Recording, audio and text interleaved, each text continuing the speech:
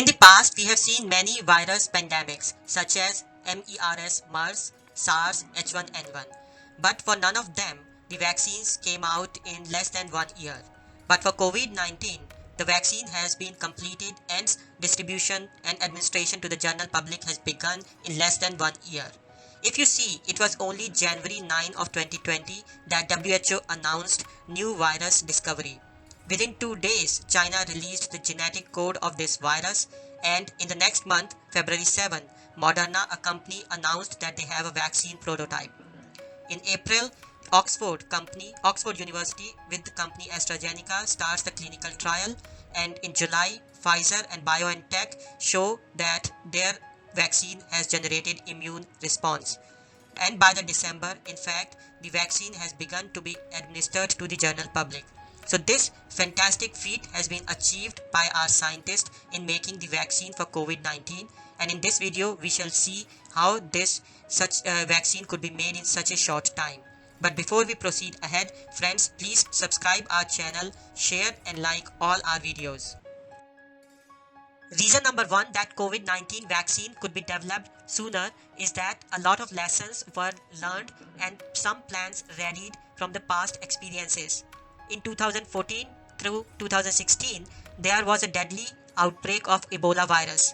More than 11,000 people died in this outbreak. As a lesson from this outbreak, the Jenner Institute at University of Oxford designed a strategy for defeating any unknown future infection, and a plan was kind of being worked upon. Professor Sarah Catherine Gilbert of Jenner Institute at University of Oxford says that we were planning how can we go really quickly to have a vaccine in someone in the shortest possible time. Reason number two is that a lot of money was available to be spent on research.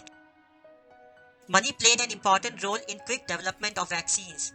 Simply put, more money meant more vaccine candidates were funded for development and testing simultaneously.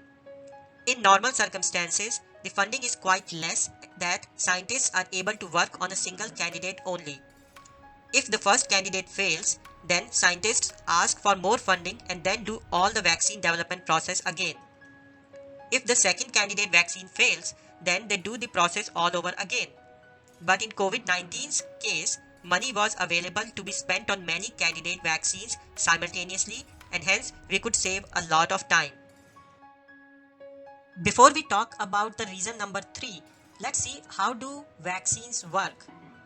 As per the conventional technology, what we do is that we grow the virus outside in, let's say, in an egg, and then we almost kill it, and then this live attenuated virus or a highly or whole inactivated virus is introduced into the human body.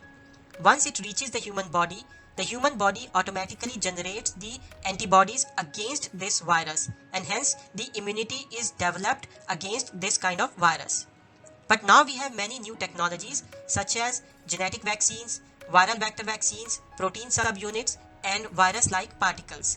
These technologies offer us several advantages over the conventional way of generating or creating the vaccines.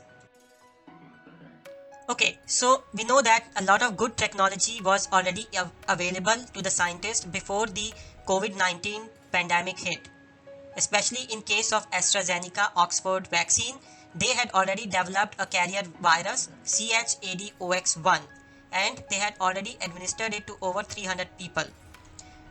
They constructed this ChAdOx1 virus from the virus which infects the chimpanzees, and they modified this virus genetically so that it could not cause infections in the humans. Reason number 4 is that coronavirus is known to humans. COVID-19 is caused by SARS-CoV-2 virus, which belongs to coronavirus family.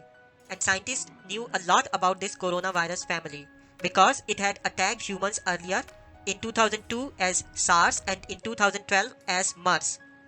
Scientists knew that COVID-19 virus has spikes which are made up of a protein called as S protein.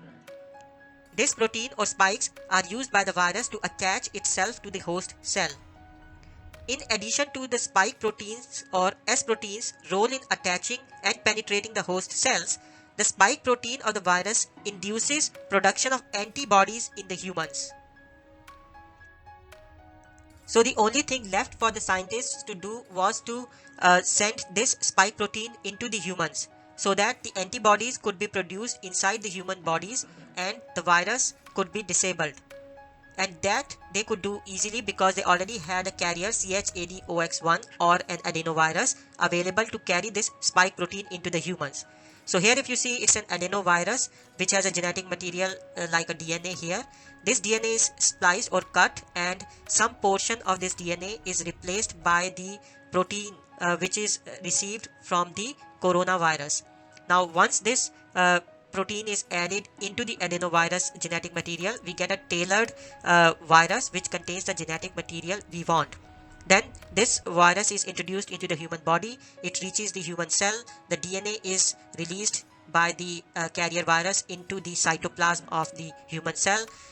This DNA is eventually captured or goes into the nucleus, where it is transcribed or is transferred or into an RNA.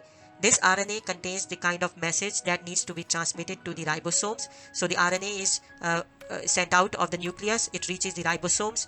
Ribosomes read the RNA, and then based on this instruction they generate the proteins. And once these proteins are created, these proteins are excreted out of the human cell, and once they are out, the human immunity or immune system identifies them and generates the required antibodies in the human body to fight against the viruses which may contain the protein like this one.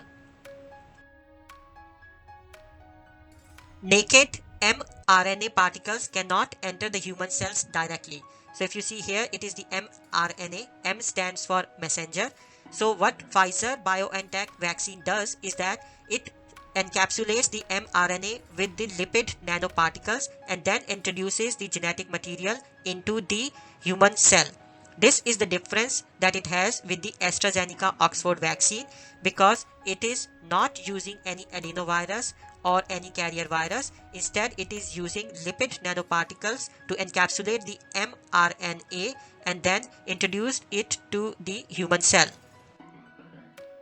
So with this new technology, it all looks very easy. So a question may be asked that why then there is no vaccine for HIV or AIDS? The reason for that is that the coronavirus causes short-term infections, and human body can produce antibodies which can defeat this coronavirus. On the other hand, the HIV virus causes long-term infections, and the human body cannot produce antibodies against it naturally. So that's the reason that the COVID-19 vaccine has been developed, but there is no vaccine for AIDS or HIV. The reason number 5 is that a lot of efficiencies were gained in trials, getting approvals, and in manufacturing of the vaccine. Generally, if you see, there are at least 3 phases of the trial: phase 1, phase 2, and phase 3, and then there is a lot of time gap between each phase. This time gap is primarily to get the approvals for the next phase, arranging funds for the next phase of the trial, negotiating with manufacturers, arranging volunteers for the trials, etc. For these reasons, there are these time gaps which take longer duration. But in case of COVID-19, all these phases of the trials were held back to back, or maybe in some cases they had the overlapping duration. And because this time gap was reduced, we were eventually able to save a lot of time at the end. Similarly, in the manufacturing, as is said by the Dr. Kiss of Imperial College London, vaccine manufacturing has also been carried out in parallel with the clinical trials, hoping that the trials would succeed, and hence their vaccine was available for masses almost as soon as it was approved. Similarly, if you see that the companies provided data to the authorities as soon as it became available, instead of waiting, compiling and collating and consolidating all the data and then submitting it to the regulatory authorities. This way, the regulatory authorities kept getting the data on a regular basis, and hence they were also able to take the decisions sooner. So we can say that there was a lot of efficiency gained in trials, approvals, and manufacturing of the vaccines for COVID-19.